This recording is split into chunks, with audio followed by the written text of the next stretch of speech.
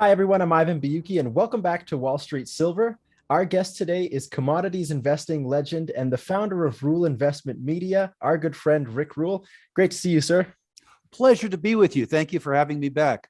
And the Awesome. former CEO of Sprott. Let's not forget Yes. that one. Yeah, That that's one's right. kind of important too. That's Hey, right. Rick, today's a big day, just so everyone knows. The Fed chairman was just renominated, uh, Jerome Powell, for another 4 years. And the silver market, they've used that as an excuse to completely tank it down 45 cents. It was down 50 cents. What do you think?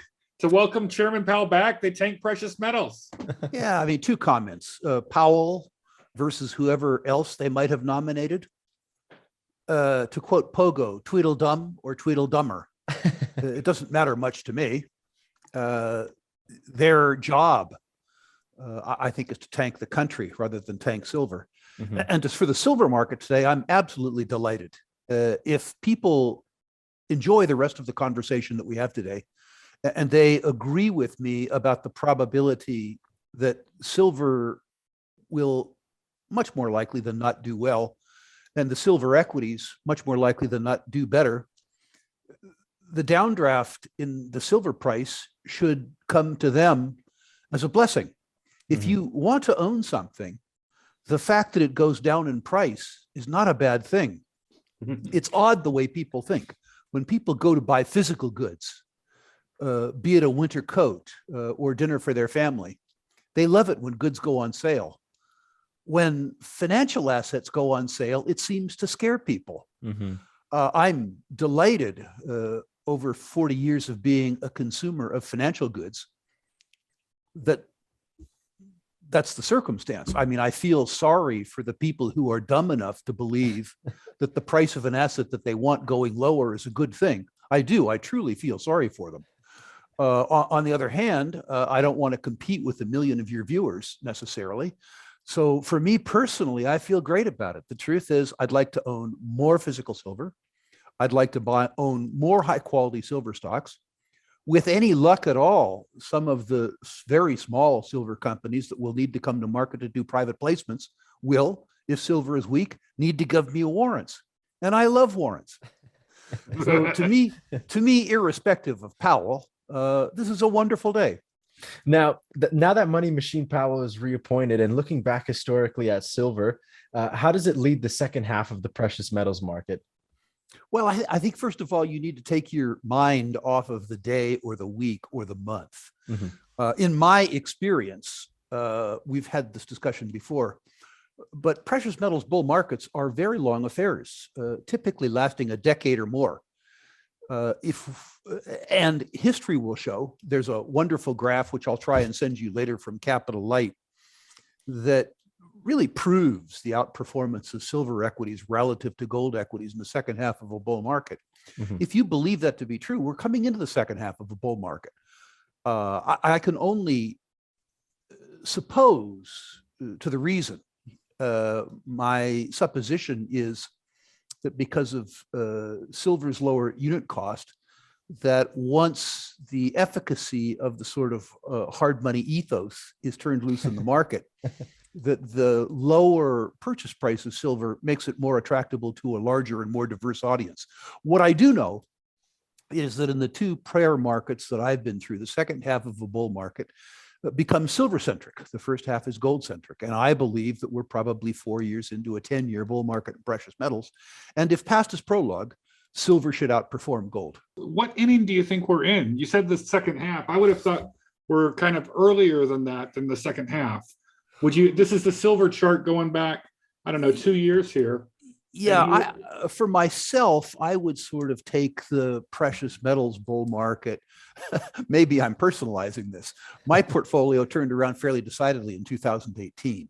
Uh-huh. And so for myself, because I personalized this, I might be taking the market back further than it deserves to be taken back.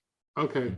And I'm not looking at the equities now so much as I'm looking at the price of the commodity in terms of a commodities bull market. I think what you find is that the physical metals go first and then the equities follow on. And I think that at least in prior markets, that the precious metals, that the gold market leads the silver market, meaning that the final asset to move, but the most dramatic upside move, in my experience, has been the silver equities. Looking at uranium, when it starts going, Rick, and it really takes off, what's the parallels from uranium to silver in response to equities? Well, I think that's important. I think that people who are new to the silver equities and new to the silver space need to look to the uranium bull market to understand things. Mm-hmm. There was a period of time, 2016, 2017, 2018, where the arithmetic behind silver was all over the place. The silver price absolutely, positively had to go up.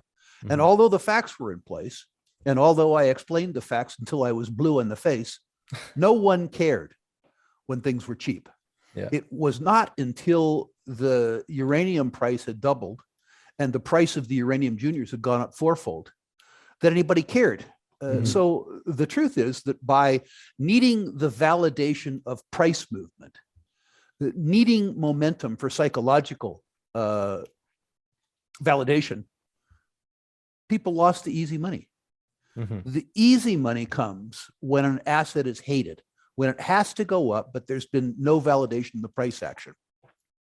My suggestion to you is that people who have been loyal listeners of yours for a year and a half, in other words, they've been right on the theme, and they have watched the silver price deteriorate for 9 months, and they watched the silver equities deteriorate today, rather than understanding it as a sale, look at it as some evil portent or something like that. Mm-hmm. All this is a narrative that you already believed in becoming cheaper, and that's good. The parallel between this and uranium is that when nobody cares or when an asset is out of favor, if you believe in the paradigm around that asset, that's a blessing, not a curse. Well, you were talking uranium for several years before it launched, as you just said. And I have here the 5-year chart for uranium shared on the screen right now. And, so you were talking about this back when uranium was, in the low 20s, correct? And yes, sir. And that was the time to build your position and plan for, this hockey stick that happened this year that now everyone's, thinking it's too, whatever, it's too late or but, so let's make that comparison to silver in terms of people are kind of upset now. How should we be thinking, Rick? Well, I think one thing that we should look at, and I really think that this is what your listeners need to do. They need to decide what the probabilities are of a precious metals bull market continuing. In other words, you need to examine your premise when the market action at least challenges your faith in your premise.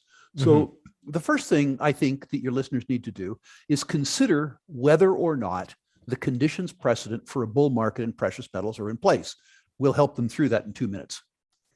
Then your listeners need to consider whether history will repeat itself, which is to say, whether the second half of a precious metals bull market will be led by silver. That's assuming that your listeners believe that we're in the throes of a precious metals bull market. Mm-hmm. And then I think the third question will be, will past be prologue too in terms of the outperformance of silver equities rather than other investment classes available to precious metal speculators?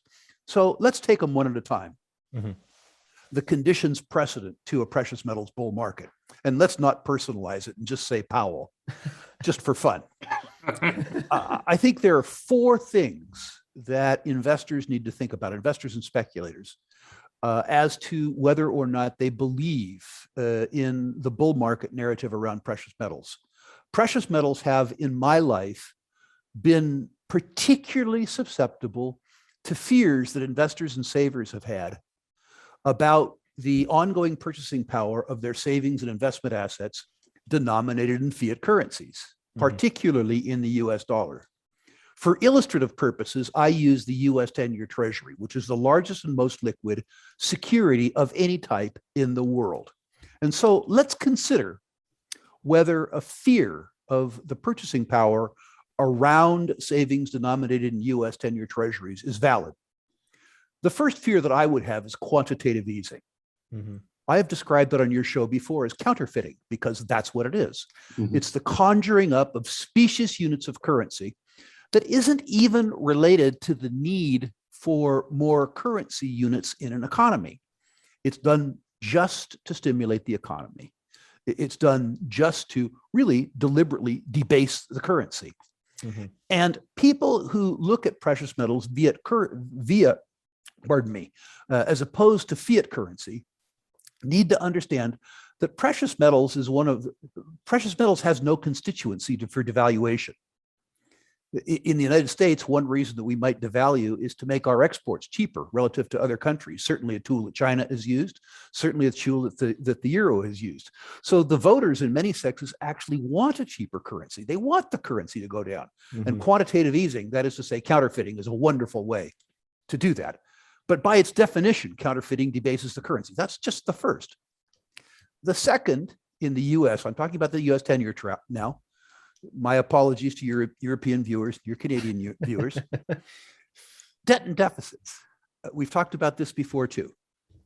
In the US, the on-balance sheet liabilities exceed $29 trillion now. 22 trillion net. That's a T, guys. Yeah. Okay, that's 12 zeros to the left of the decimal point. And that's not nearly the half of it. The net present value of the off-balance sheet liabilities, which is to say things like Medicare, Medicaid, Social Security, Environmental Trust Fund, $120 trillion. So at the federal level, before state and local debts, we're over 120 or over 140 trillion upside down. And we propose to service this with a budget that's $3.5 trillion a year in deficit.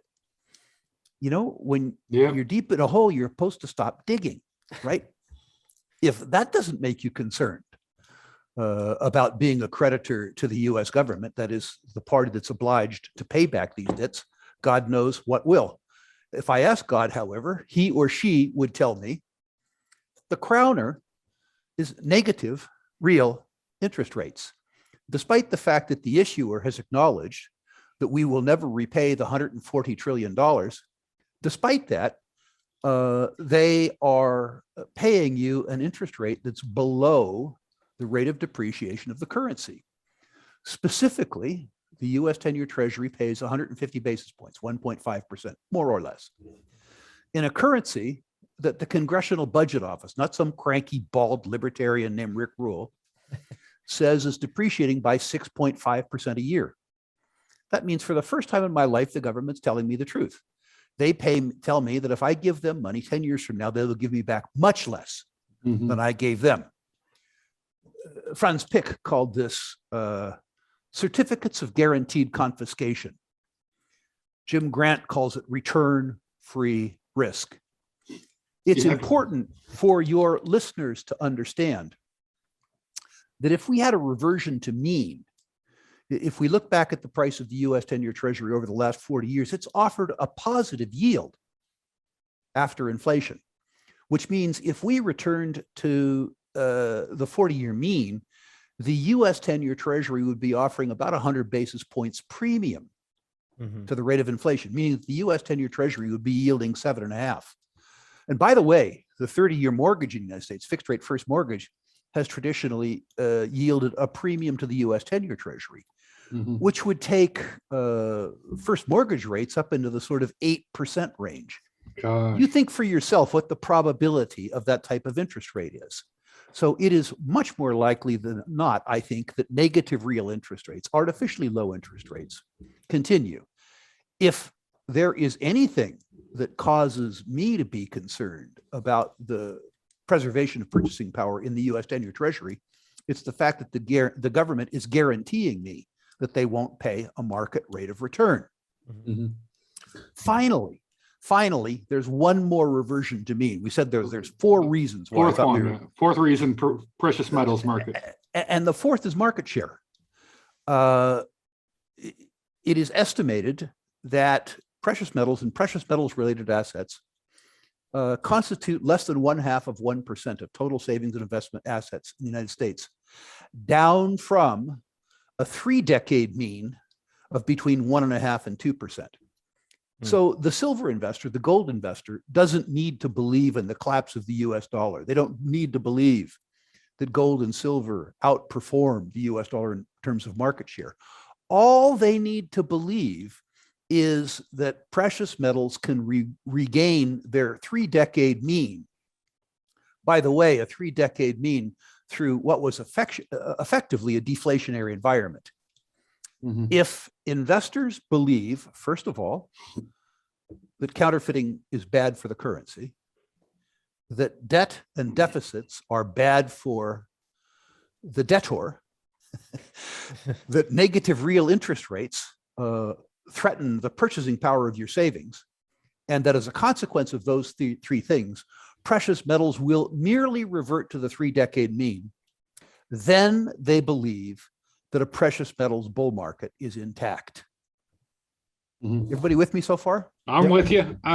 You got me like all excited right now. I'm like ready to go buy something. Well, then the second half, and there's much less factual basis for this, but the second half of the equation has been that at least through the 2 bull markets that I've been through in my life, the second half of a bull market, precious metals bull market, becomes silver centric. Mhm. The first half of a bull market, the primary mover is fear, and gold is the fear instrument. It always has been. But once the momentum in a precious metals bull market has been established, silver begins to take over. The reason why precious metals bull markets have always been, in my experience, such dramatic events Mhm. is that both primary investment motivations kick in: greed and fear. The greed buyer gets motivated by the fear buyer.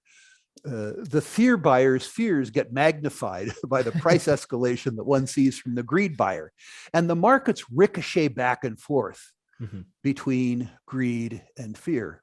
And it's important for your younger viewers to understand that in my life, precious metals bull markets have been of substantial duration, 10 or 11 years, and substantial dimension. People say, well, listen, the silver price has already moved from what, $15 to $22, $23, something.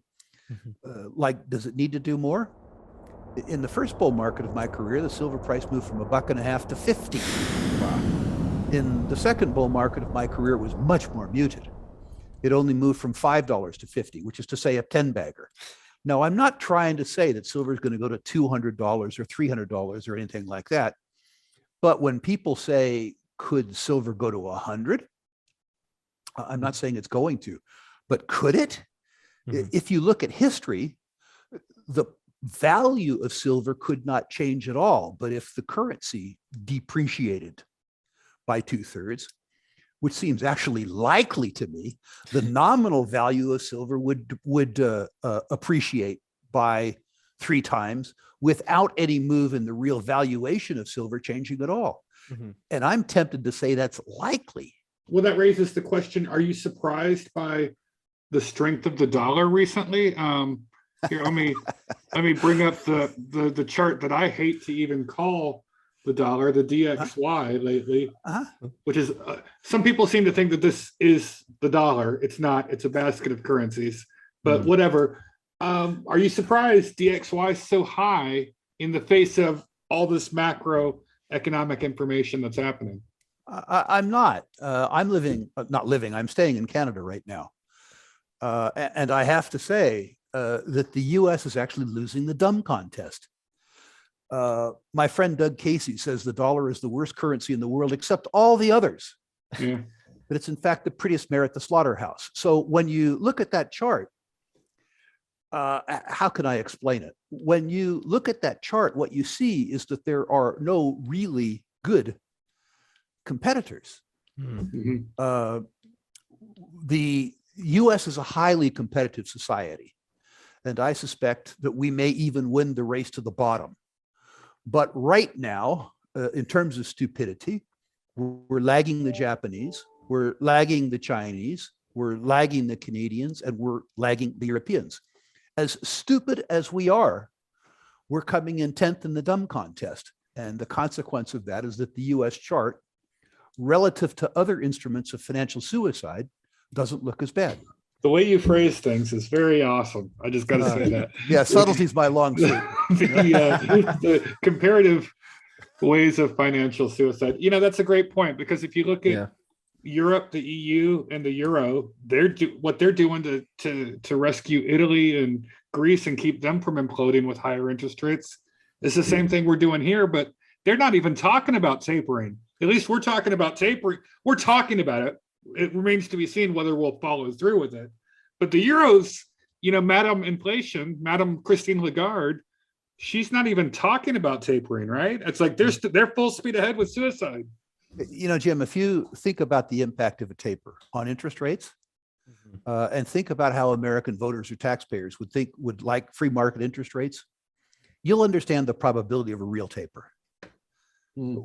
Imagine what the voters in the United States would think if they were confronted with an 8% 30-year mortgage. Yeah.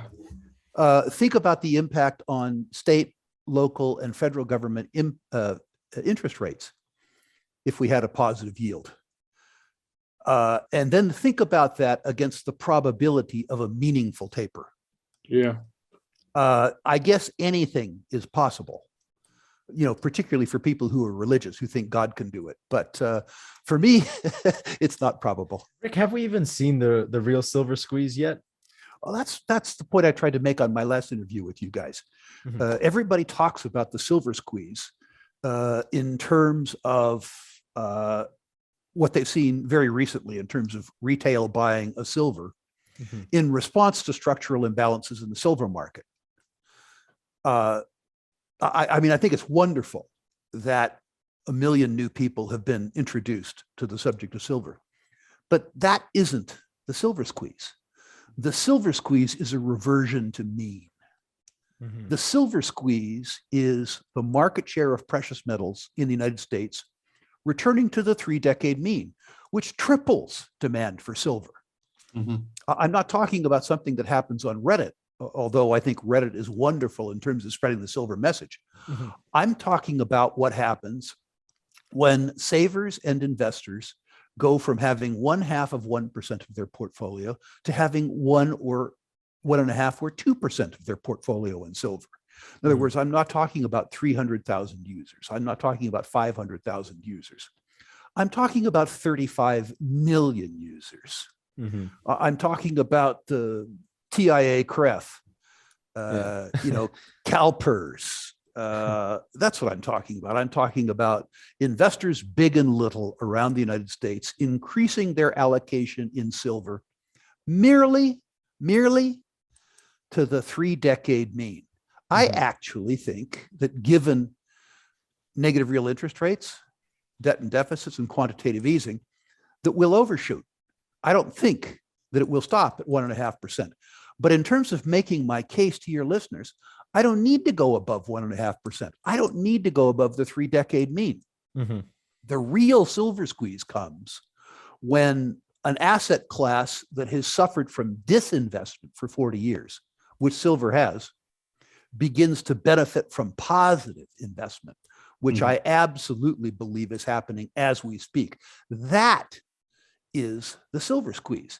If you begin to see silver regarded as a legitimate asset class, then a circumstance where the physical underpinning of the futures market is as little as 1%, which is to say 1% coverage for a market that is 100 times long or short in the paper market, begins to become untenable.